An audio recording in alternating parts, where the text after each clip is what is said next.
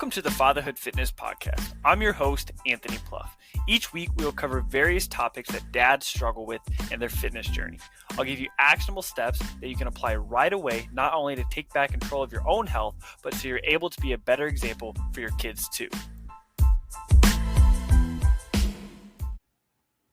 All right, welcome in. We're going to be talking today about the simple habit that changes everything. Now, this past week, we just had Thanksgiving. We had, you're probably traveling, you're with family. There's probably a lot going on that, there was food around, maybe it kind of knocks you out of your normal routine a little bit. That's okay, right? Obviously, that's to be expected. We go from Thanksgiving to a very quick turnaround to Christmas this year. We have Christmas in just 3.5 short weeks here, and so the holiday season is all going to be very condensed this year. Thanksgiving, Christmas, New Year's, all within just over 4 weeks this year. And so there's going to be a lot of holiday parties. There's going to be a lot of food around, and that doesn't mean that it has to be a stressful time of year. For many people, that this can be. But so this year, one thing that I did is I ran a Thanksgiving tune-up challenge, and so we had a good number of individuals sign up for the challenge. And the whole purpose of the challenge, it was 7 days, and the entire purpose of the challenge was to be able to just stay in control really over Thanksgiving. And so the purpose was to not just only stay in control for Thanksgiving, but be able to kind of start to be introduced to certain habits, certain a certain lifestyle that is going to be able to be something you can build off of for Christmas, for New Year's, for the rest of the year, for moving into 2025 as well. And so we had quite a few dads sign up for that. And if participants were able to complete the challenge with 80% consistency, they were entered to win a $100 gift card. And so all they had to do was complete the challenge. And so they were trying to get 2 workouts in those 7 days, get at least 7,500 steps, eat until satisfied, not until full, and then really just kind of focus on just building a foundation moving forward. And so and the last one I forgot to mention was drinking 64 ounces of water. So a lot of those things don't sound super challenging, but for a lot of people, they aren't doing these basic things. We can look at supplements, we can look at, just kind of maybe more extreme workouts, and we can wonder if there's something we're missing that's keeping us from seeing results. But a lot of times it comes back to the basics. If you don't have the basics covered, then nothing else really matters, right? If you're not sleeping well, if you're not drinking enough water, if you're not, getting enough protein in, if you're not eating the right amount of calories for you, then adding supplements, adding in, more intense workouts really isn't going to move the needle. And so one of the things that we focus on that we're going to talk about today is eating until satisfied. Now, this is one of my favorite habits to teach my clients. And so typically when I'm working with my clients one-on-one, we focus on certain habits 2 weeks at a time. Now, ideally, I would like to go longer on certain habits because it definitely takes more than 2 weeks for a habit to stick, to solidify it, and to actually make it a part of your life. But I usually focus on them for 2 weeks. 1 week is too short. Lots of things can come up. If you're traveling, you're out of town, you're sick, your kids are sick, your wife's sick, something like that, and you're not able to read the lessons, focus on things for the first 2 or 3 days. 1 week to focus on a habit can happen pretty quickly. It can go by and you never even feel like you got a chance to implement it. And so that's why I focus on 2 weeks.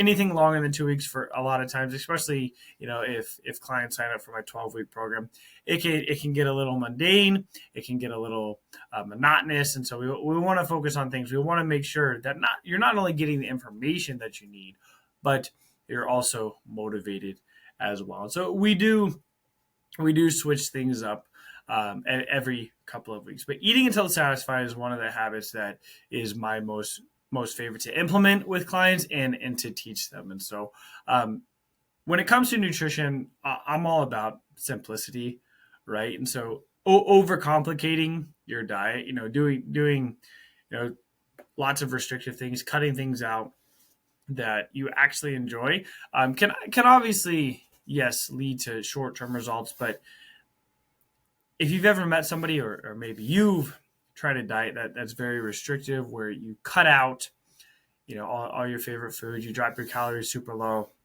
there's a good chance that the results were only short term, right? Now, there is a time and there is a place for these diets, right? If you have a lot of weight to lose, then we want to get you healthy as quickly as possible, right? Because to be blunt, it can mean life or death, right?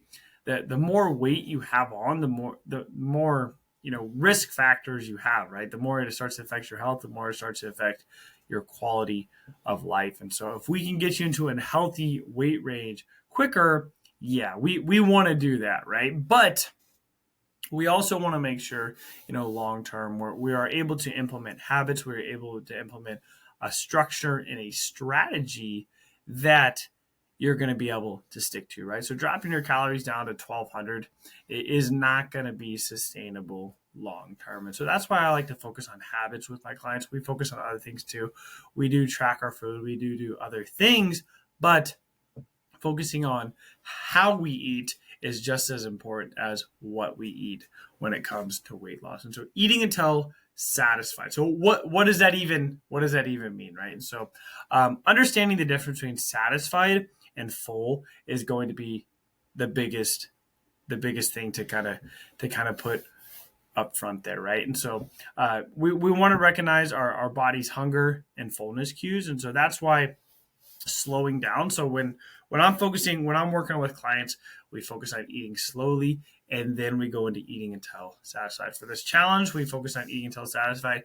We only had a week, so we had to kind of pick and choose, right? And so what does eating until satisfied mean? And so sometimes we call this eating until 80% full.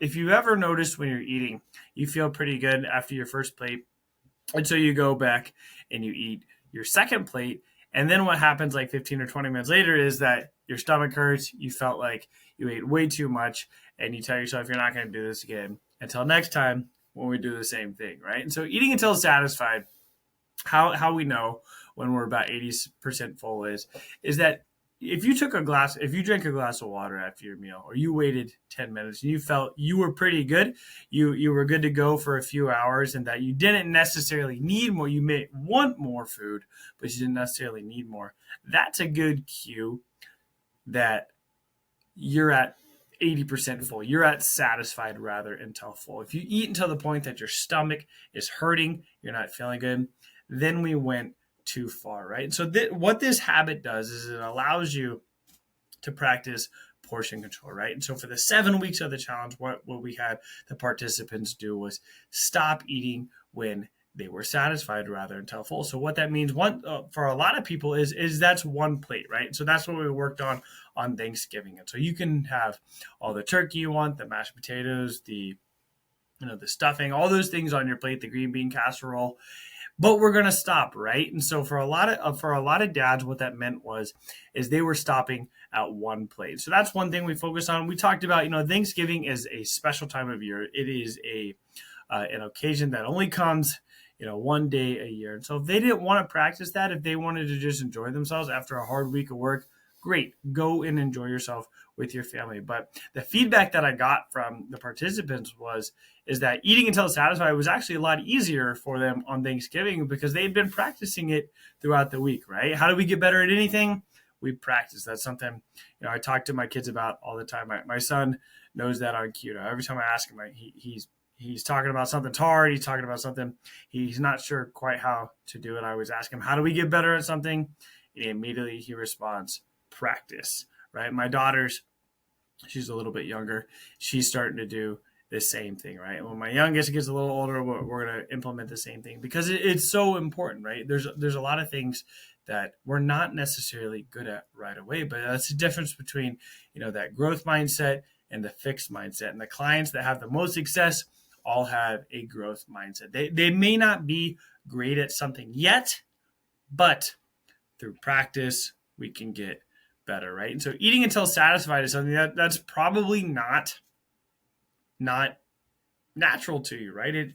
It's a very foreign concept, right? You may have grown up with parents who always talked about finishing. You need to finish your plate. We don't waste food in this family. Well, unfortunately, or fortunately, we live in a society now where we have refrigeration, right? Our grandparents grew up in a time where refrigeration may not have been in every single home. Wasting food may have meant that we're not only not being able to eat it today, but we can't eat it tomorrow too because they have no way to save it. So our parents grew up with that in their minds. They just passed it down to us without questioning it now, right? So we can save our food. We can put it in the refrigerator, right? There's no shortage of food, right? If anything, we are in excess. Even though the economy might not be great right now, prices of food are up. We still have food available to us whenever we want. And so instead of feeling like we need to just finish it, we want to practice just eating until we're satisfied, right? Because this is something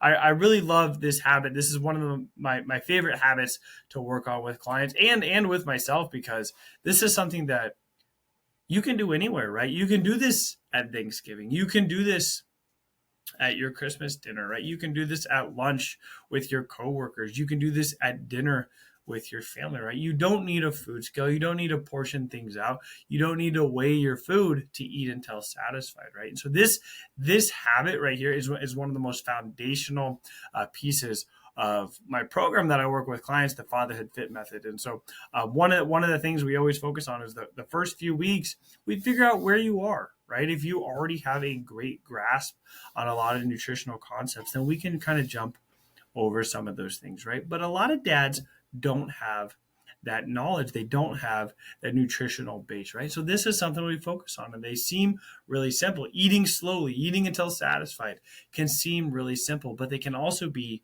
game-changing habits, right? And so that's why I really love these. And this is something that I personally have to remind myself of too. Naturally, I'm a very fast eater. My kids tell me all the time, Daddy always is the first one done eating. Daddy eats so fast.